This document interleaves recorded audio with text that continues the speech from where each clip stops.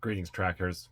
Welcome back to Magic on Mylar 2, the second Adjust Tracking Festival, co-hosted by Lunchmeat VHS, RPL Film Theater, and the Saskatchewan Film Pool Collective. Tonight, we'll be experiencing the other side. Originally released in 1990 on VHS and directed by the elusive Peter Bergman. Joining me tonight is Josh Schafer of Lunchmeat VHS. Josh, what did you think, man? Yo, what's up, John? So VH stoked to be here again. Thank you for showing me the other side. What a doozy. What a piece of work. Wow. First thing I want to talk about is this the same Peter Bergman as Fire Sign Theater? Also, Not the same one, although it can be easily assumed that it is. That Bergman was on Films on Tape around the same time, but this one is, there's very little known about him. this tape was distributed by Astral, which is a Canadian company, but this isn't a Canadian production, right? No, I believe it was made and filmed in New York and California by U.S. residents. It seems that potentially it never had an American release or one that was that ever made its way into distribution or video stores. But the late Astral releases, being as weird and eclectic as they are, I'm not surprised they picked it up. You know, it should have been an easy enough sell on paper, but I guess some people actually watched it before deciding to make a deal with filmmakers. But this all being said, like, it's an incredibly rare tape. I've only known of one other Canadian collector who owns a copy. It shouldn't be, but it might be the rarest tape in my collection, considering everything about it. Okay, so the voiceover throughout this movie is incredible. It's amazing they didn't have the main actor do it. There's a lot of questions about this movie, but I guess they just couldn't get it done in post, so they had somebody else do it, you know? Exactly. I think they didn't have enough scenes to really carry a narrative, and it was really the only way to tie together a load of bizarre and disparate elements that presumably started with this golden nugget of unreleased Warhol footage. They lifted a ton of footage and inserted it into this movie. Everything from Looney Tunes to It's a Wonderful Life to the Richard Hell movie, Blank Generation. Um, so in that Andy Warhol interview, which I think is, you know, uncirculated or something. I mean, what's up with this? Like, yeah. And this, might be what truly limited the film's distribution, as I would imagine that no rights were ever obtained for that footage. The thing is, I don't really think it's for the purpose of stealing or even like filling time, though. I think that for Peter, they are conceptual elements. However half cooked their justification might be, I feel like we're watching through the eyes of a character in those moments. For what purpose, honestly, still escapes me. But I imagine it's personal for the director. In this way, it really gives the film a feeling of being influenced or crossed with video art, which historically lives from popular sources to establish ambient cultural narratives, right? So I think you also said that Robert Zadar doesn't even recall doing this movie, which kind of makes sense because he's not really in it that much. I feel like he could have recorded everything in like one day. So he probably doesn't remember. I love that he's top billed in this movie, even though he's only in it for a little while. And also, can we talk about his eyeliner and how much he's like rocking this eyeliner, and it's amazing. I bet he was only on set for a very short time and filmed most of his scenes separate from the other cast. And the eyeliner is stellar, honestly. I think it helps him fit in with Warhol's world. Okay, so the bald guy with the chains and the axe, great character. But he also looks like he's playing the double of Andy Warhol, just like the shape of his face and stuff. It kind of looks like him. So, do you think that's him, or I mean, it would make sense with the scarce crew and everything. So, He might be. That was one of my favorite characters.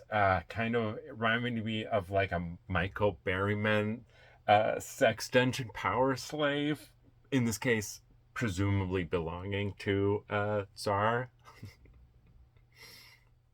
okay, dude, the music and the dance scenes, which take up about 50% of this movie, um, is Limba Limba Lambada by Reginaldi Pie, I believe his name is. Reginaldo Pie. That's the main musical chorus in this. Now, that album was released in 1990 as well. So I'm wondering if they actually contacted him and worked that out, or they just took that song and just put it all over this movie, because this movie is essentially part music video for that song, which I it's just incredible. So this song is just like steady stuck in your head for evermore after watching this movie. So I was wondering, do you think they got in touch with him, or if there's any connection? You know, I, I have my doubts if there was any actual contact there, but mm, more so like another strange personal fixation of the director, maybe wanting to enamor himself as much as possible in what he saw as a particular trend or novelty right now, but also just as an even, if not more likely, the result of the producers or funders of the film wanting to include that in the film as a stipulation for making it. But I also have the strange feeling that this is could be one of those films where a director's vision is just so totally uncontested, and he never has to really justify any of his creative decisions over content, and sort of um, uh, connects what seem to be random things for the audience, which are um, connected in his mind, but not ours. Possible. So a question that I have is, does this movie count as lambada exploitation? There was a lot of movies coming out in 1990 that were kind of riding the lambada wave, things like Lambada and The Forbidden Dance. So, I mean, you know, do you think that the director was trying to cash in on the lambada craze? And it's definitely not delivered like that. But I mean, the movie is basically 50% lambada. So you have to wonder, like, is lambada exploitation where this falls, or just an interesting aspect of this movie for sure. I think so. However, like at least on the surface, however deceptively, I can imagine there actually being many more that came after this and even before that inspired Hollywood in the beginning. And yes, Forbidden Dance is a perfect example. Now, there's very little about this movie online. Um, I mean, there's like almost absolutely nothing. So, I mean, I was wondering, how did you find this film? I mean, it's so bewildering and just mind bending. And this VHS is the only way to unlock its door, is the only key to unlock its door. So, how did you find it? It's actually somewhat of a mystery, but not completely. I mean, it has this sticker on the spine of the box that says Apocalypse Music and Books. And I looked this place up on the internet and dated it to basically kind of 90s to early 2000s in located in the city that I live in now, Regina, Saskatchewan, but where I didn't live of the time at the time in which I believe this tape came into my possession.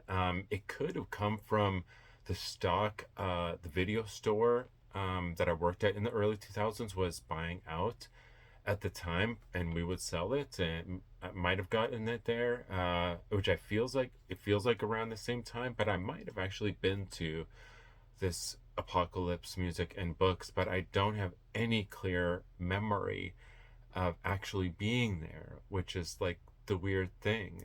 But I just know that I've had this tape for a very long time, and I've been waiting for what felt like the right time to share it. And there is almost no information about it online. This was an incredible watch for me, and I thank you for sharing it with me and all of us.